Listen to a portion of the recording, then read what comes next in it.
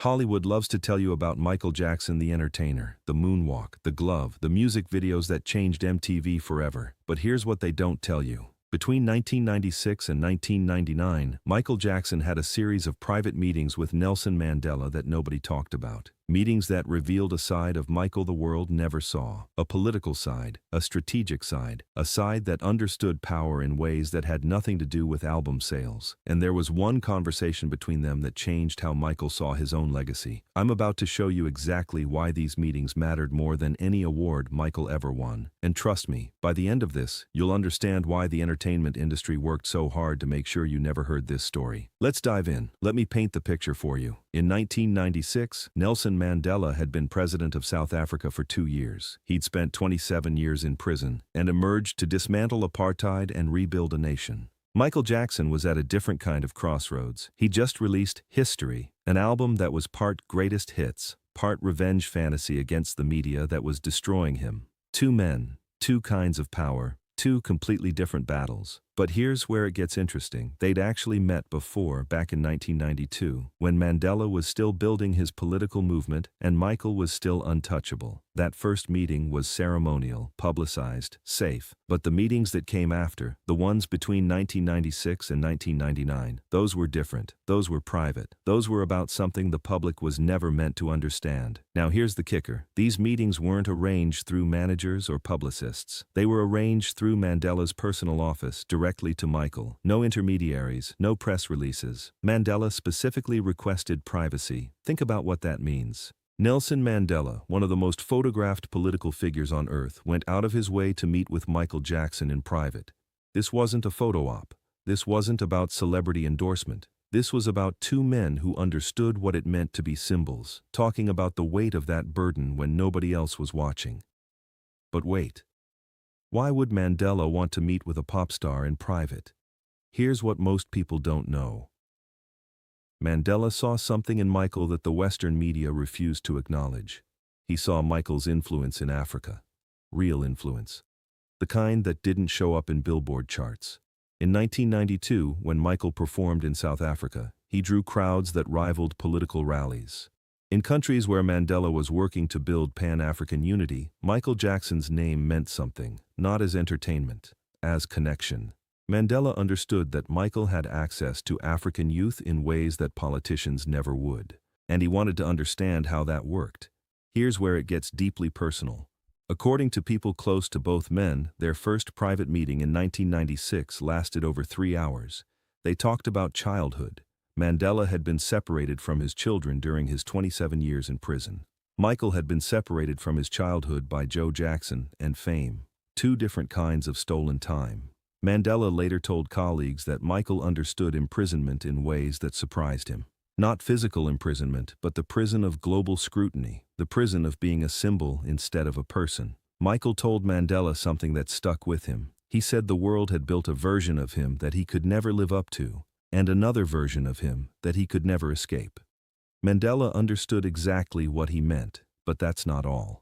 The second meeting, sometime in 1997, that's when things shifted. This is when Mandela started asking Michael about power, not celebrity power, political power, how to reach young people who'd stopped listening to politicians, how to use culture as a weapon against oppression. Mandela was watching his own country struggle with post-apartheid identity.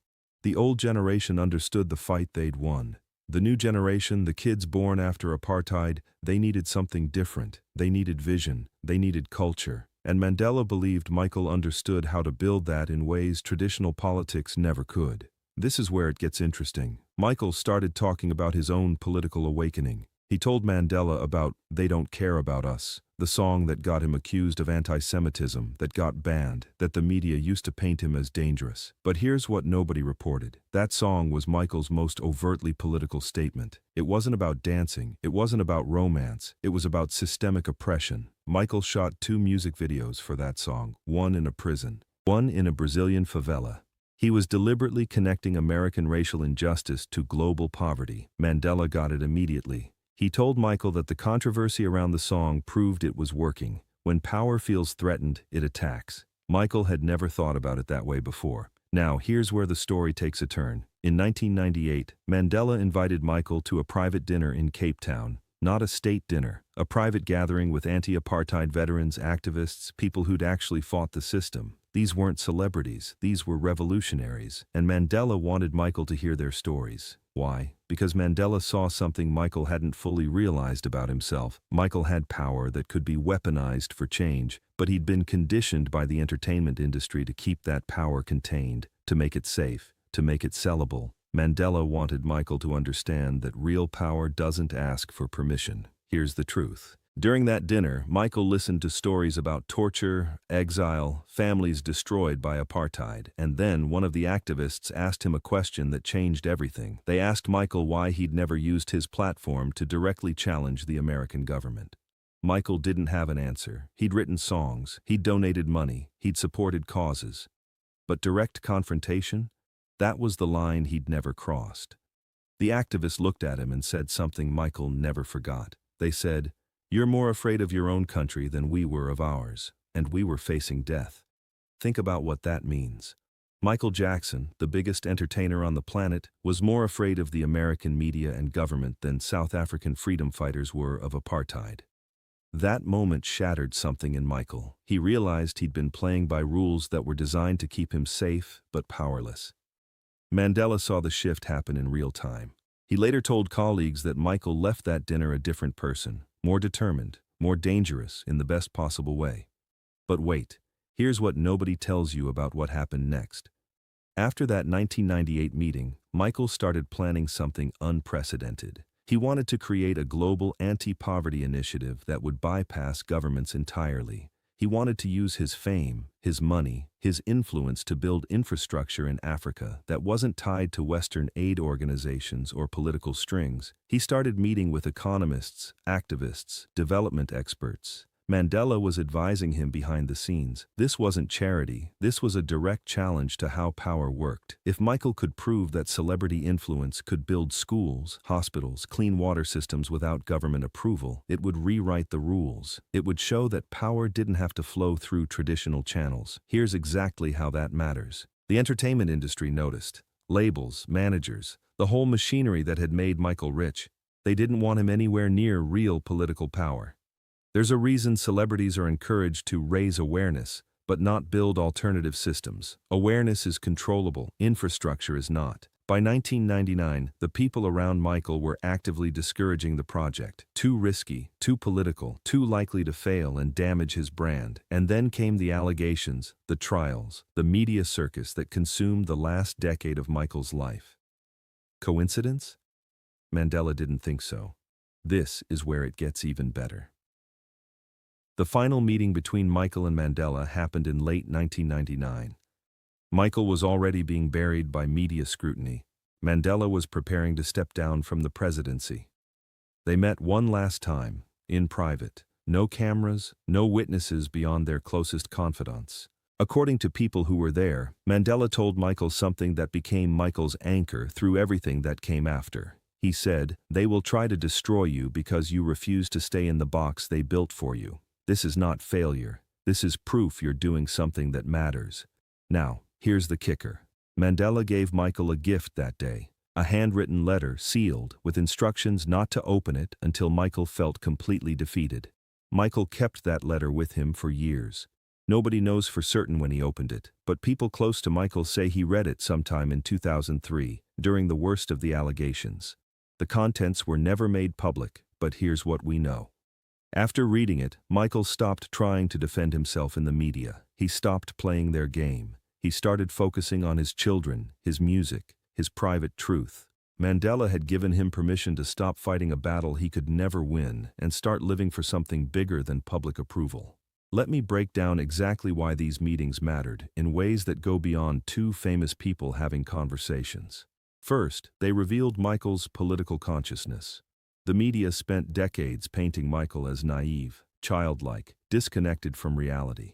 But Mandela, one of the greatest political minds of the 20th century, sought out Michael's perspective. That tells you everything about who Michael actually was behind the caricature. Second, they showed Mandela's understanding of soft power. He knew that culture shapes politics more than politics shapes culture.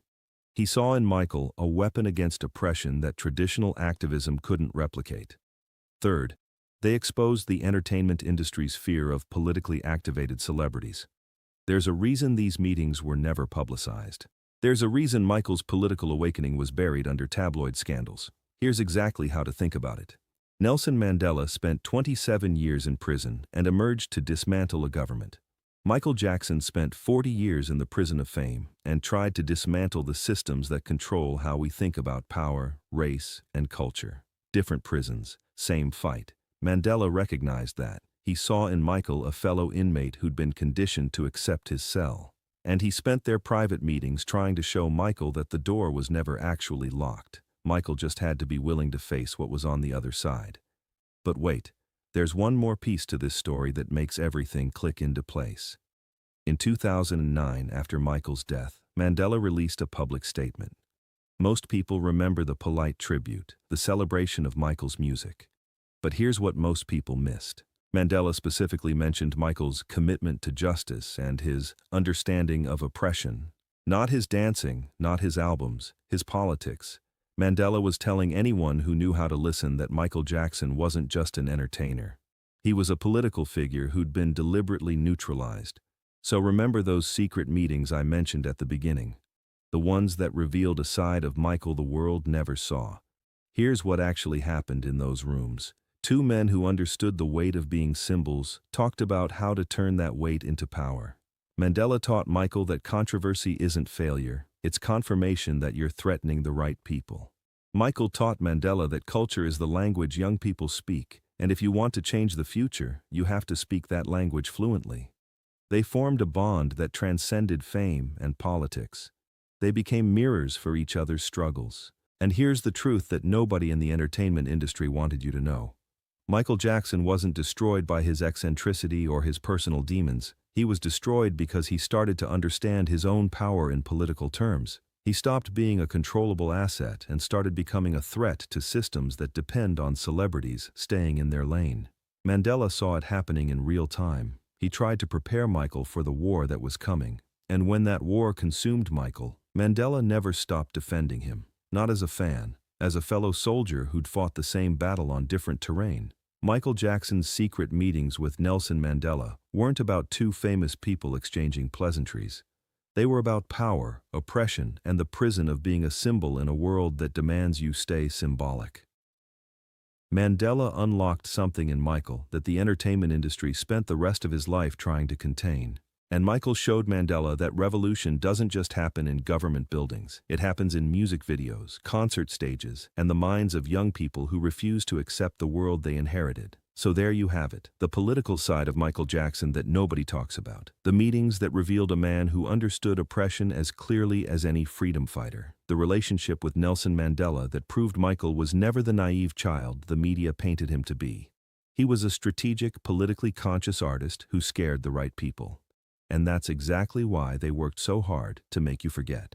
If you enjoyed this, make sure to like and subscribe for more content like this. Thanks for watching, and I'll see you in the next one.